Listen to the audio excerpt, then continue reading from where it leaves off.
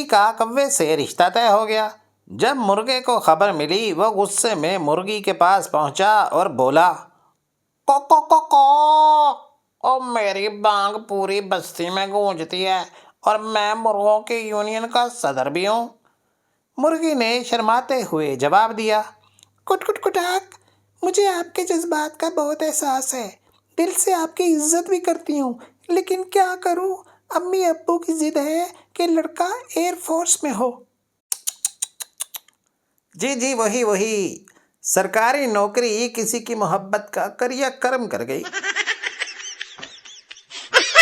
3 ماہرین نفسیات آپس میں ملے اور گفتگو کرنے لگے کہ لوگ ہمارے پاس اپنے خوف، پچھتاوے اور ندامتیں لے کر آتے ہیں، دل کا بوجھ ہلکا کرتے ہیں اور سکون پاتے ہیں، مگر ہمارا بوجھ کون ہلکا کرے، ہم بھی تو انسان ہیں، دل اور جذبات رکھتے ہیں۔ ایک نے کہا، کیوں نہ ہم اپنے دل کی باتیں ایک دوسرے سے کریں اور کچھ تو دل کا غبار کم ہوگا۔ سب نے اس بات پر اتفاق کیا تو پہلا بولا، میری بیوی حد سے زیادہ فضول خرچ ہے اور میں قرضے میں ڈوبا ہوں، اس لیے میں گاہکوں کے بلوں میں ہیر پھیر کرتا ہوں، اگر یہ راز کھل گیا تو میرا کیریئر ختم ہو جائے گا۔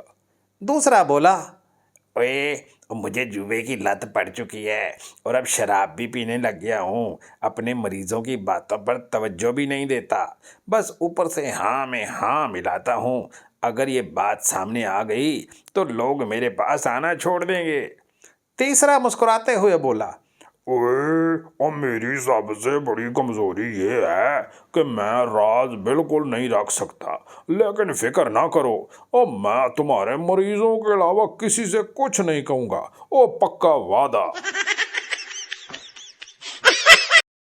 ایک اخبار کے مالک نے ایڈیٹر کے عہدے کے امیدوار سے کہا، آپ پڑھے لکھے اور قابل تو لگتے ہیں، لیکن مجھے ایک ذمہ دار ایڈیٹر کی ضرورت ہے جو اخبار کو کامیابی سے چلا سکے، کیا آپ یہ کام کر پائیں گے؟ امیدوار نے فوراً سر ہلاتے ہوئے کہا، جی بالکل جناب، اور یہاں آنے سے پہلے میں اپنے مالک کی 13 لاکھ روپے کی کار چلاتا تھا، تو آپ کا 3 روپے کا اخبار کیوں نہیں چلا سکوں گا؟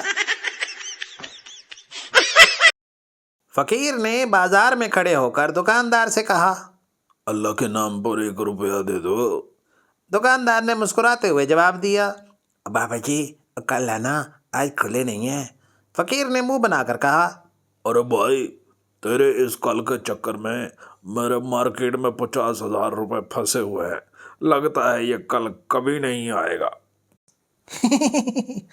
اور چھوڑیے جی ڈٹائی کو، اور فقیر کا کانفیڈنس چیک کریں۔